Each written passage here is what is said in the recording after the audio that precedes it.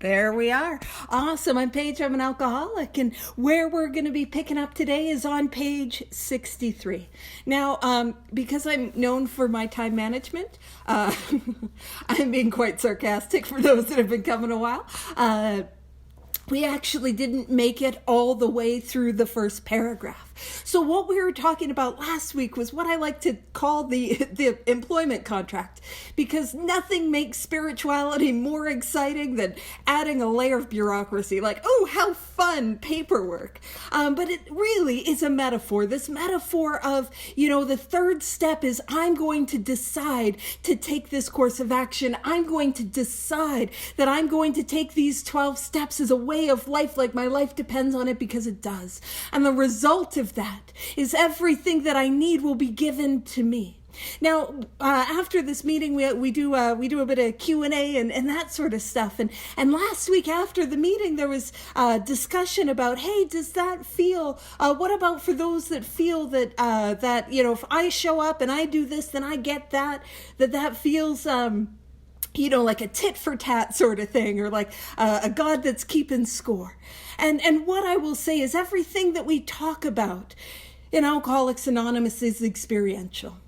It's not an intellectual or, about what I know, what I believe. It is about what I experience as the result of these 12 steps. And what I've experienced and what has been true for me is the more that I take actions towards this power, the more that I realize and I awaken to the reality that power was there the whole time. And these actions are just trying to get me unblocked, But if you're not here for bureaucracy, I've got a different metaphor. Because when we were talking at the bottom of page 62, we were talking about these different ways that we can orientate ourselves toward this power. So if you're like, I am not here for your spiritual bureaucracy, I'm like, well, that's too bad. I made forms and stuff. Yeah, we're on page 63, but you wouldn't know it with the tangent we're already on. But if that's not your speed, I do have this other spiritual metaphor. And just like that one, feel free to ignore this. Feel free to be like, I don't like it. It doesn't resonate. That's cool. But the other spiritual metaphor that I have is building a relationship with God, or experiencing a spiritual awakening is a little bit like Tinder. Now, bear with me. You might be like, the what now? The what now? To be fair, in the second step, all we're going to do is now you can correct me because I'm not actually on Tinder. That's not that. Listen, my life is chaotic enough. We don't need to add to it. But all I'm doing is swiping right. I don't even have to super like. I don't know if Tinder still has super likes, but all I need to believe is that I'm not being spiritually catfished. You know what I'm saying? I don't need to know anything other than this profile of like, hey, maybe there's a loving, caring higher power that can keep me sober. Cool. That's it. Now, I know that you guys are very responsible alcoholics, but there's that joke. How do you tell when an alcoholic is on the second date? They got their 2 garbage bags full of stuff from rehab on the driveway and they're moving on in. That is a little bit of a stereotype. I know it doesn't relate to any of you, but little miss, grippy socks over here. That's how I showed up.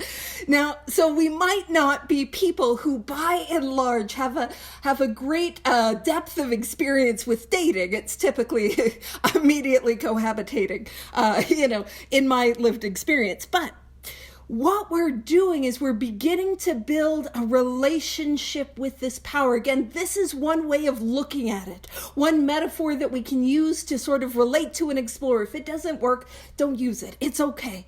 But if you've ever been on a first date with someone, it's at first a little awkward, a little uncomfortable, maybe a little nerve-wracking. And that's what the spiritual journey often feels like at first. Praying, it feels like I'm talking to a wall. Meditating, it feels like, I can't do that. Writing inventory for the first time, I'm feeling a little overwhelmed. But not with time, but with consistency of action, we begin to build a relationship. You see, if I go on one first date and then 3 years later I go on a second date, I'm not going to feel more connected with that person. So what do? We build a connection. And how do I build this connection? I do it through action. And this is for those that are in relationships or married. I hope this is not brand new information for you.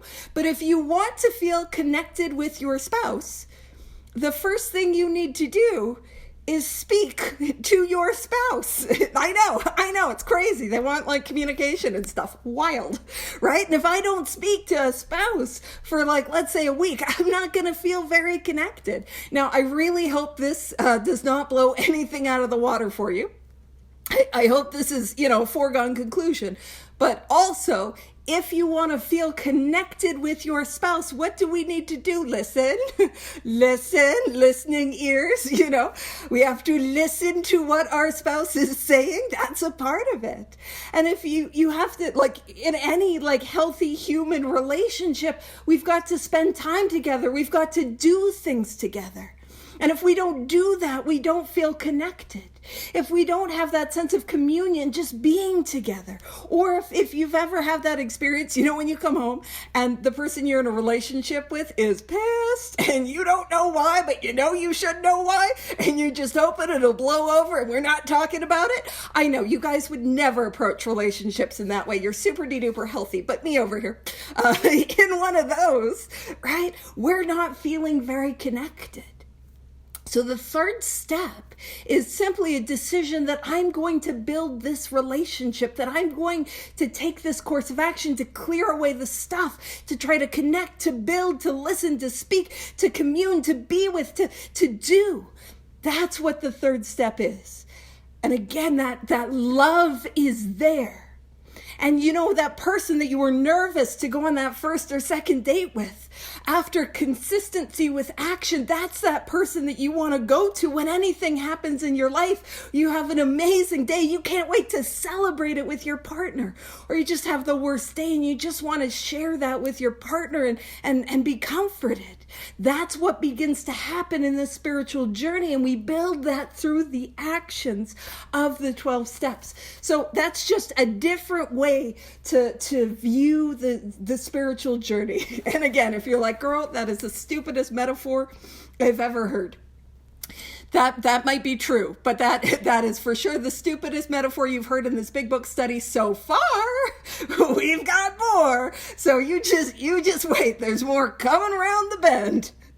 And so hopefully you have had enough time to find page 63, first paragraph. And where we're picking up is what is often referred to as the third step promises, where it kicks off 1, 2, 3, 4. I have a migraine, so it's a little hard to read. So a couple lines down when it says established on such a footing. Now, the third step promises, these are not the promises that happen at step 3, but these are the promises that occur when I follow up on my third step decision. So if I decide that I'm going to go somewhere, or I decide that I'm going to do something, I need to, and if you're in a relationship and you decided you're going to do something and you don't do it, you're not feeling very connected, For those that are the like project people in the relationship, I'm going to build a deck, or I don't know, that's a really like sort of thing. Or like, I'm going to paint the bathroom or whatever. You do half of it, you're not going to feel very connected, right? I've got to do all of the stuff. So the third step promises, that's where we're picking up, but they don't occur in step 3 or on step 3. They occur through the process of 4 through 9, and we're going to explore that in more detail. So it says established on such a footing. What is the footing? That I am working for this power, that I'm working these 12 steps, that is the footing.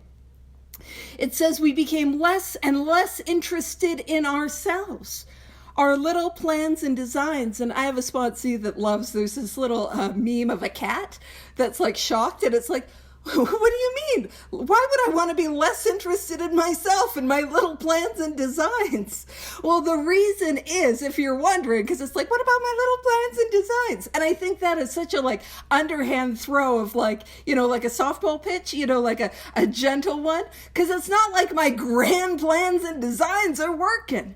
Why do I need to be free of it? Because it truly is the bondage of self. I am wrapped up in me, and there's no freedom between me. It is me on me, like bone on bone, and my plans and my designs aren't working. And we saw that laid out through the bottom of 60, 61, all of 62, the evidence of our lives as we read, is this me? Does this relate to me? Putting ourselves in those pages, that is us. And so the result of that is, it says, more and more we became interested in seeing what we could contribute to life. And you see, there's this thing that I've I don't want to say discovered. That's not the right word. But there is a truth that has been unveiled to me as I continue to live this way of life.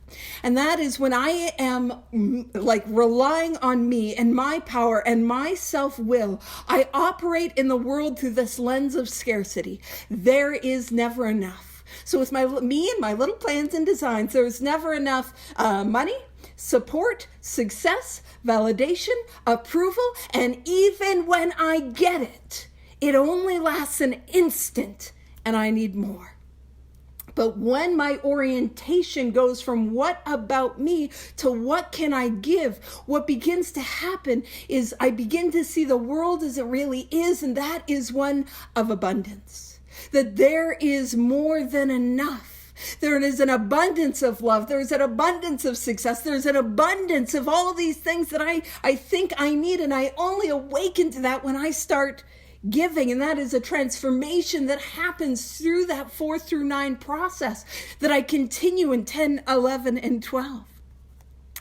And just so you know, when we're focusing on what we can give rather than get, people like being around that. That's nice. That's lovely. And it says, as we felt new power flow in.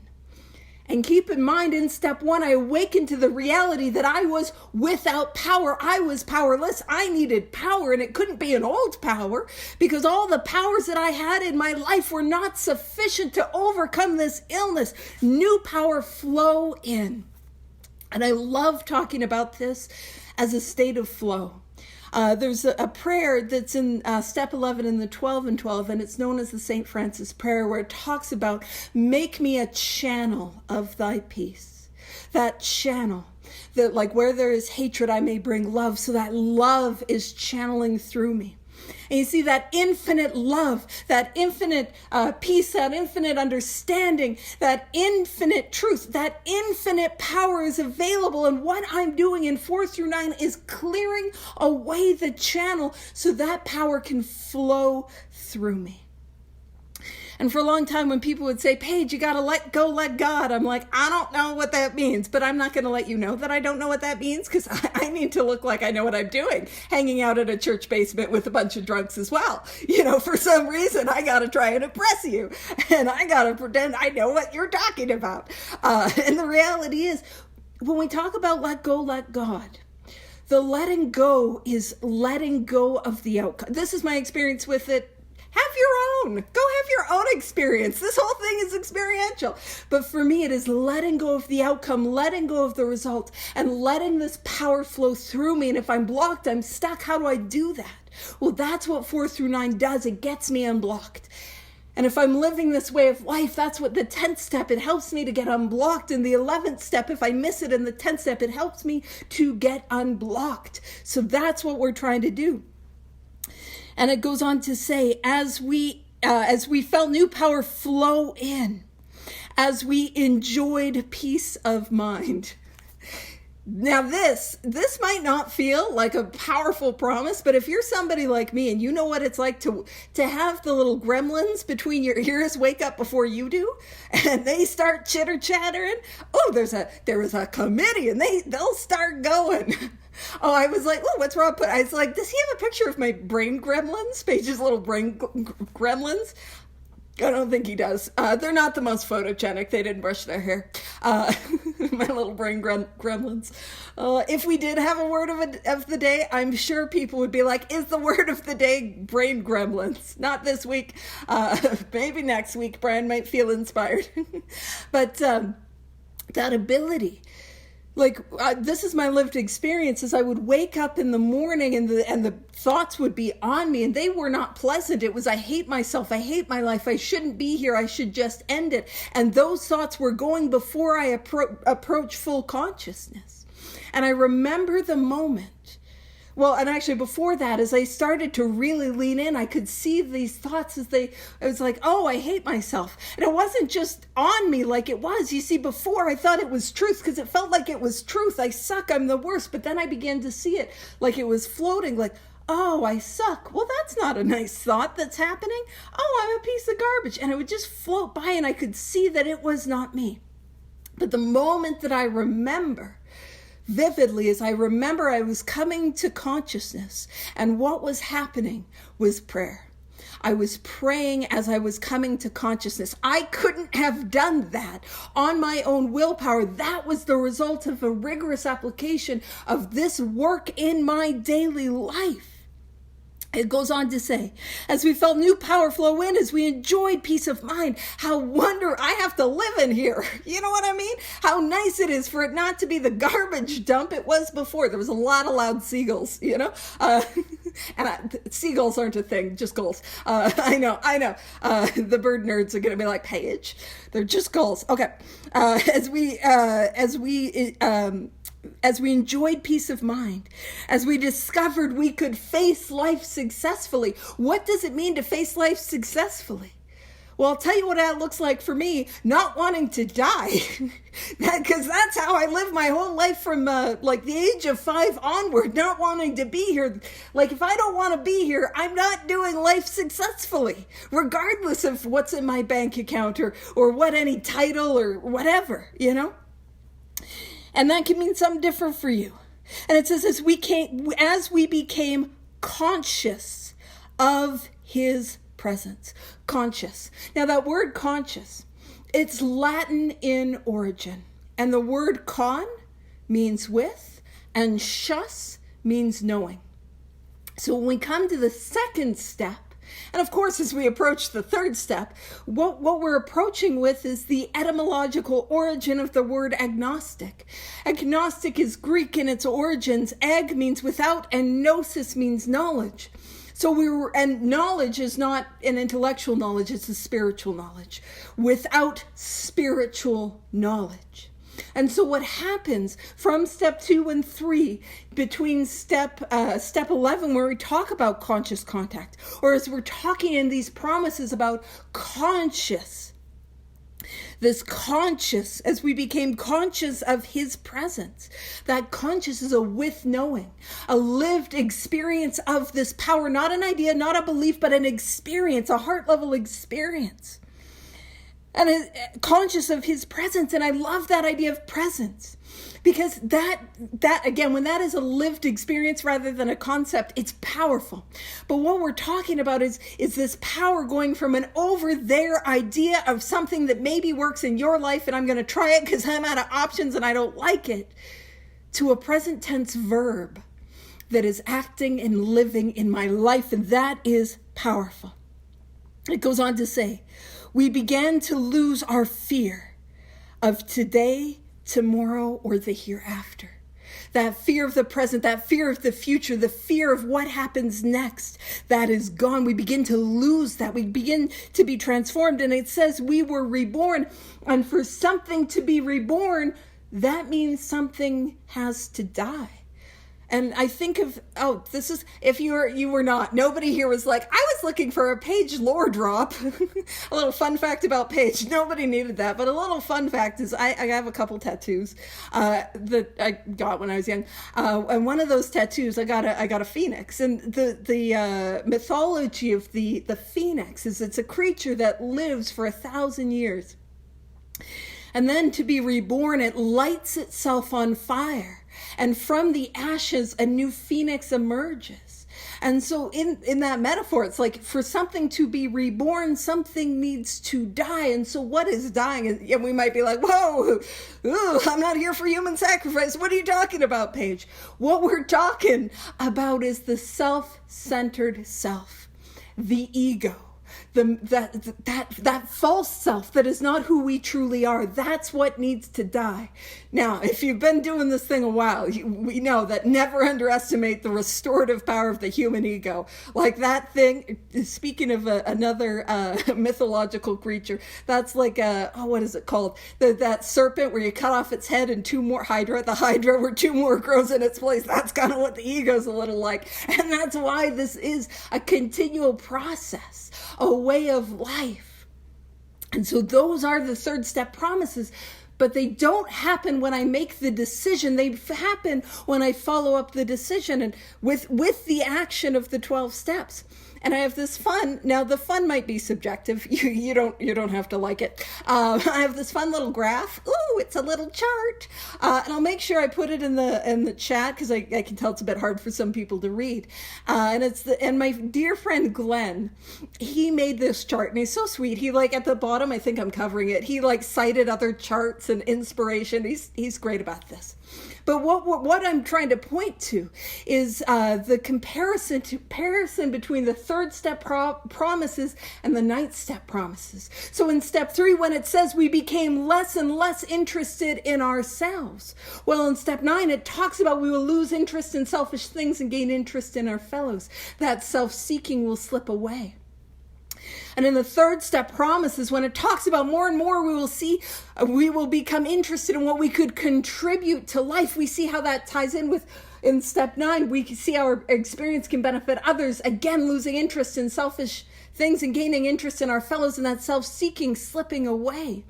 And when it talks about we discovered we could face life successfully, that mirrors what we see in step 9, where it says we will intuitively know how to handle situations which used to baffle us. And that feeling of uselessness and self-pity disappearing.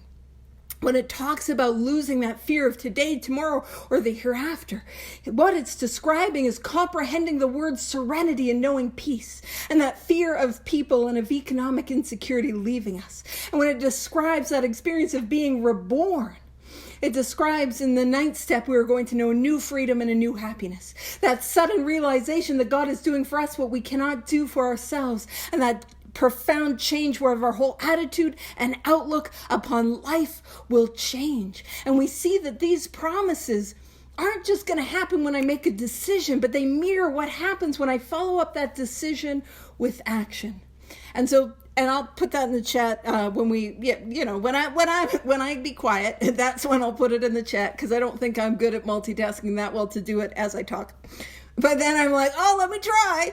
Listen, let me not try. Let me just try to get through it. We've made it a paragraph, and so we're not going quickly.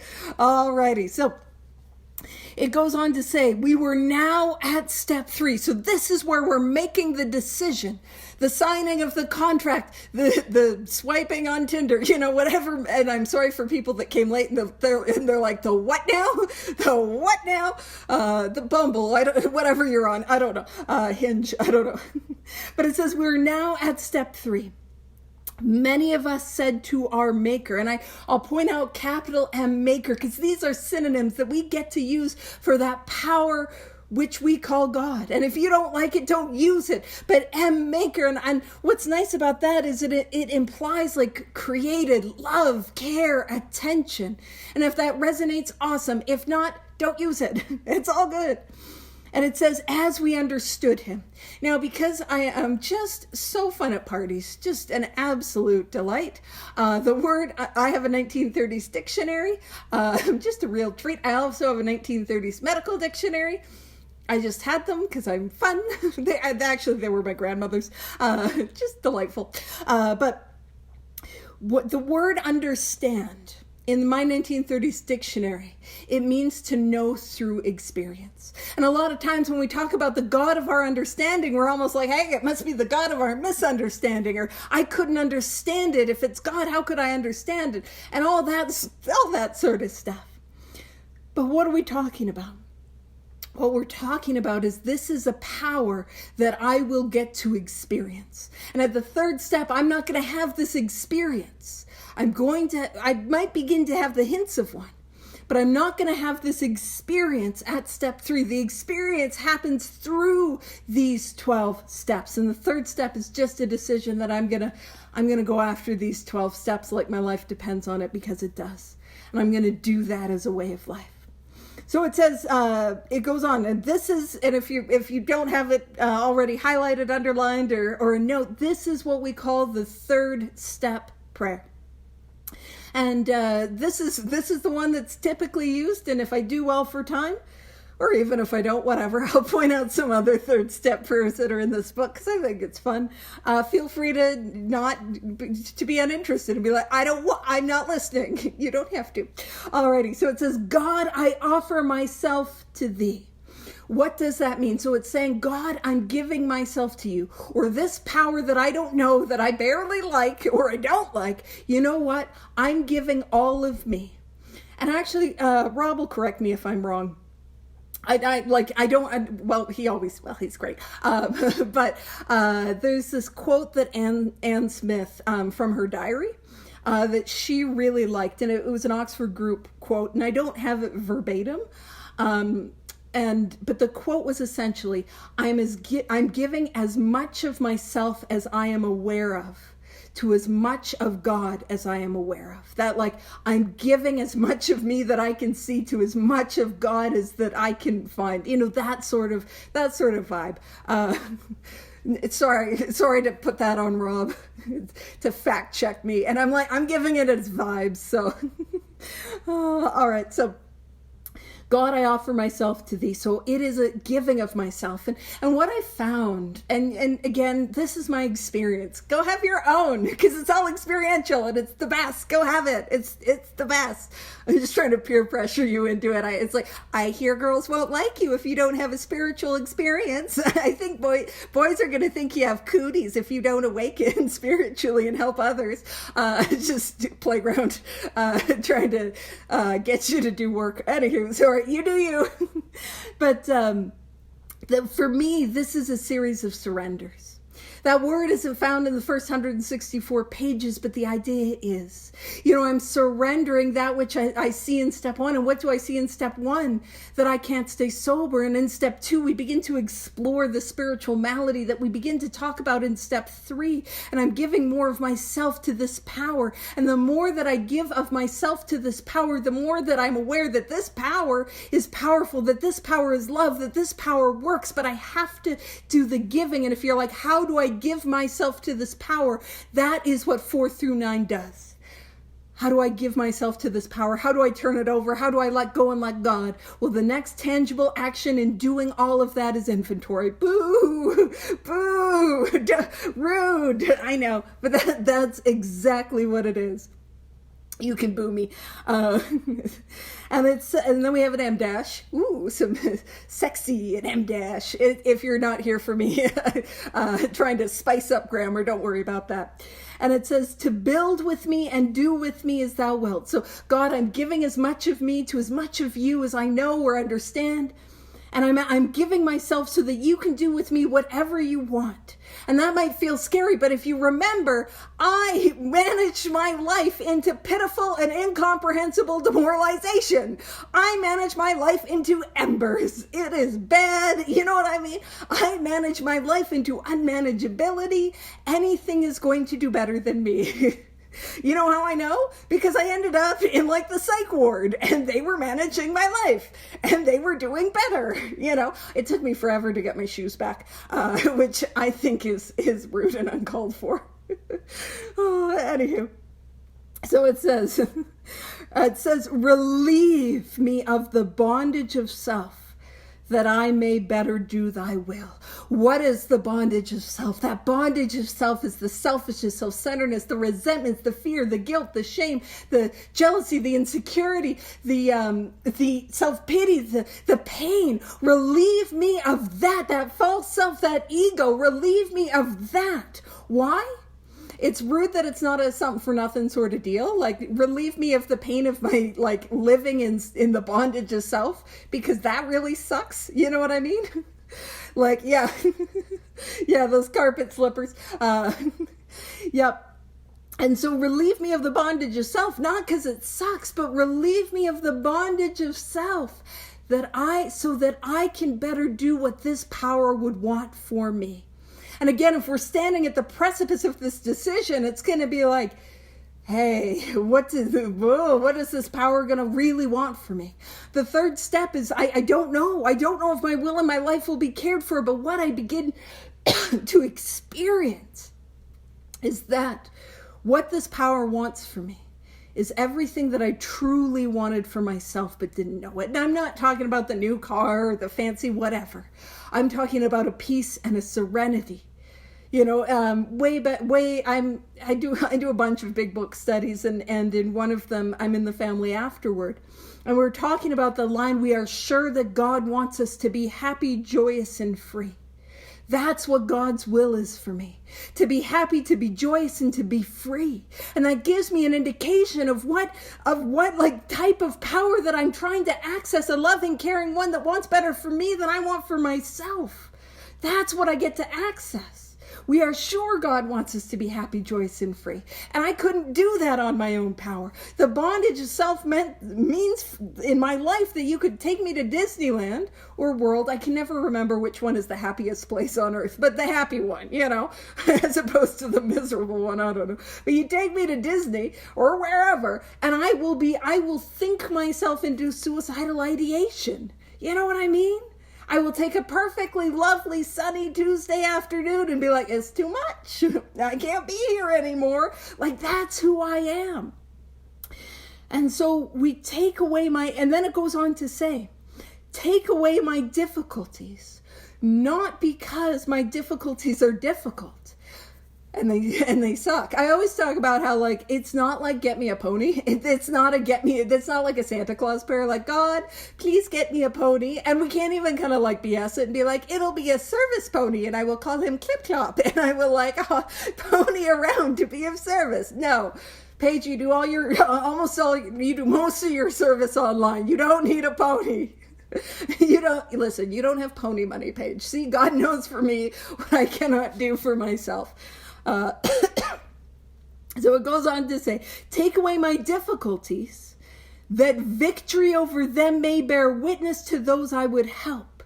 So take away my difficulties so that I can help those who are suffering from the very same difficulties that I am drowning in. Take away my difficulties so that I can help others who have those same difficulties. And it says help of, and I'm going to point this out, capital T, capital P, capital T, capital L, capital T, capital W.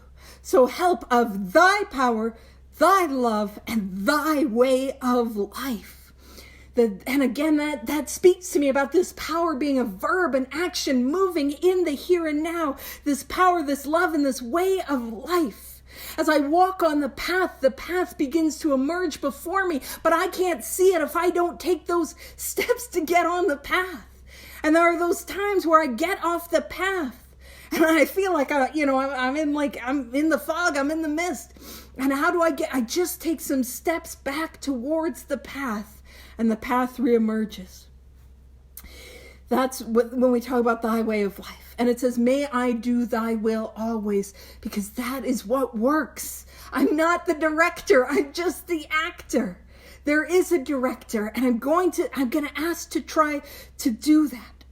And then this is a direction we thought, well, before taking this step, making sure we were ready, we thought, okay, am I willing to do this? Am I willing to give this my all? These 12 steps is a way of life. Am I willing to give it my all, my best shot? Making sure we were ready, that we could at last abandon ourselves utterly to him. And that abandonment. Now, there's a third step prayer that we have on the very top of page 59. At the very top of page 59, it says, half measures availed us nothing, which is rude. It's rude, because I think I should get something for doing some of the work, but you want me to do all of the work before I get results? Rude. But it says, we stood at the turning point. And then it says, we asked. We asked his protection and care with complete abandon. And that is a prayer. And that's another third step prayer, that abandoning. I'm diving in. And I can tell that if I'm diving into this way of life, because I'm going hard at it. I'm terrified, I'm scared, and I'm but I'm doing it anyways. That's how I know. That's what the third step is asking of me. Diving in with complete abandon. That's what it's talking about. And so, if you're looking for some other fun little third step prayers, let's pop over to Bill's story. And so let's go to Bill's story, and where we're going to go is on page 13. Page 13, and it's going to be the second full paragraph right at the top. So, page 13, there I humbly. And then after that, we're going to page 215. So I'm trying to, I love that, Lynn. We'll go to 215 after that. So we're on page 13, second paragraph. There I humbly offered myself to God as I then understood him, to do with me as he would. I placed myself unreservedly under his care and direction. I admitted that for the first time that of myself I was nothing, that without him I was lost. And I always refer to that as the Bill W. third step prayer. Because that's what it is. It's Bill Wilson's third step prayer. Did he say exactly that? No. But if you're looking for a fun extra prayer, man, we got the God, I ask your protection and care with complete abandon. We got the Bill W. third step prayer. And if you're like, how do I say that? Well, this is how I say it. God, I humbly offer myself to you, to do with me as you would. I place myself unreservedly under your care and direction. I admit that of myself I am nothing, that without you I am lost. That's how I say it. It's just a prayer that I like to use. You don't have to. I'm not going to make you. And if you want, let's all bounce to page 215, and we're going to have a look. 215 in the 4th edition. Most of you are going to have a 4th edition. 215. And it's what I like to call the Fitz-Mayo third step prayer. Oh, Rob's got it in the chat. That's awesome. So on page 215, most of you have a 4th edition. If you have an old version, which is a 3rd edition, it'll be on 504. And where we're going to go is just below halfway of the page. If you're looking for where we're kicking off, it's where it says, yes, I reply. It's that small little line by itself. And then we go right below that on 215. He says, that isn't the way, he continued. The thing I do is to say, and here is I call it the Fitz-Mayo third step prayer. You don't have to pray it. You don't have to use it. But I enjoy it. It says, God, here I am, and here are all my troubles. I made a mess of things and can't do anything about it. You take me and all my troubles and do anything you want with me. And that is the Fitz-Mayo third step prayer. And it's just another way to say a prayer with the same idea. If you wanted to add some prayers, spice up your prayer life, as I did make the metaphor of it being like Tinder. It's getting spicy. Rude page. So let's go back to page 63. So page 63, it's the bottom full paragraph. Right after it says, abandon ourselves utterly to him. And it says, we found it very desirable to take this spiritual step with an understanding person. And when I work with sponsees, this is how I read this. So I'll say, when I'm working with sponsees, we found it very desirable to take this spiritual step with an understanding person. That's me. I'm understanding. Such as our wife, that's not me. That's not me. Best friend, that doesn't need to be me. That doesn't need to be me. Or spiritual advisor, that's me again. There I am. But it is better to meet God alone than with one who might misunderstand. That's not me. I understand. We're good. So just that, it can be nice to do that with your sponsor. Excuse me. Now, this is an interesting line. It says the wording was, of course, quite optional, so long as we express the idea of voicing it without reservation. So if you don't like any of those prayers, you don't need to use them. Come up with your own. And a lot of what I do with sponsees when we get here, we say the third step prayer together as it's laid out. And then I ask them to come up with a third step prayer in their own words. And I offer to do that first because I want to demonstrate. I'm not going to ask them to do anything that I'm not doing or I haven't done. And they demonstrate that. And I demonstrate that for them. And you might be like, oh, that's a little awkward and uncomfortable. And that's the point. That's the point. It's a little awkward, it's a little uncomfy, and it's a little, ooh, am I doing it right? And yes, however you do it, it's right. And there's been powerful experiences when people do that. But it's also this little step outside of our comfort zone. I take a little step outside of my comfort zone. And then I have that experience to draw upon when I take that big leap of faith and we dive into the fourth step. Now, just speaking about comfort zones, is when I was newly sober, there's a gentleman, and talking about outside of his comfort zone, he worked as a part-time as a skydiving instructor, because he's jumping out of his comfort zone. But he would always say, oh, Paige, everything you want in life is outside of your comfort zone. And again, because I don't want any follow-up questions and I need to appear like I look like I know what I'm doing to these people hanging out in the church basement, the community center, the meeting room, I'm like, yes. When on the inside, it's like, absolutely not. Have you lost your mind? No. Everything I want is outside of my comfort zone? No. Do you know what I want? I want my comfort zone. Thank you. I want my little zone of comfy. But what he failed to articulate, which is what I failed to understand, is whenever I take a step outside of my comfort zone, that comfort zone grows. You might not know this, but when I first came to AA, I didn't speak at all for the first 6 or 9 months when I got here, at all. And now, I have to be cognizant of the time for Neil, for when I shut up, which is going to be soon. I have eye on the time, right? But the more that I step outside of myself, the more I take that leap of faith, the more my comfort zone grows and I am comfortable with what used to be uncomfortable. And that is the message of hope. It's not like I'm constantly it's that comfort zone grows. But the less I take those steps outside of my comfort zone, the more that comfort zone shrinks and the less comfortable I feel, even in myself. And so you don't have to do that. You don't have to come up with a third step in your own words if you don't want to. I just did that for many, many years, and it was always a positive experience in that, see, that wasn't so bad. We can write inventory. We can draw upon that uncomfortable experience. And then it goes on to say, so the wording was, of course, quite optional, so long as we express the idea. What is the idea? All right, I'm not running this life. I can't do it. I'm not running the show. My life's not going as how it should. I'm going to give you a chance to run it. And how I'm going to do that is I'm going to give these 12 steps my best go. My best go at this way of life. And I'm going to need your help because I'm scared and I'm terrified and it's uncomfortable. It's outside of my comfort zone. Please help me. That's an example of a third step prayer. That's essentially what I'm doing.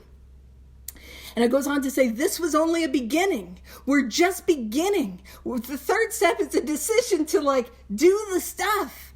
But it does say, though if honestly and humbly made, an effect, sometimes a very great one, was felt at once. So if I'm really committed to this thing, when you've made a decision in your life about something that was really stressful, sometimes you get that relief even before you take action. But here's the thing. If I don't take action, that relief is going to dissipate real quick and I'm going to be in trouble. So it is just a beginning. And I know that I've made, absolutely. I know that I have made this decision when I am leaping out and diving into inventory. And that's what we're going to talk about next week. So thank you. And I'm going to turn it over to Neil.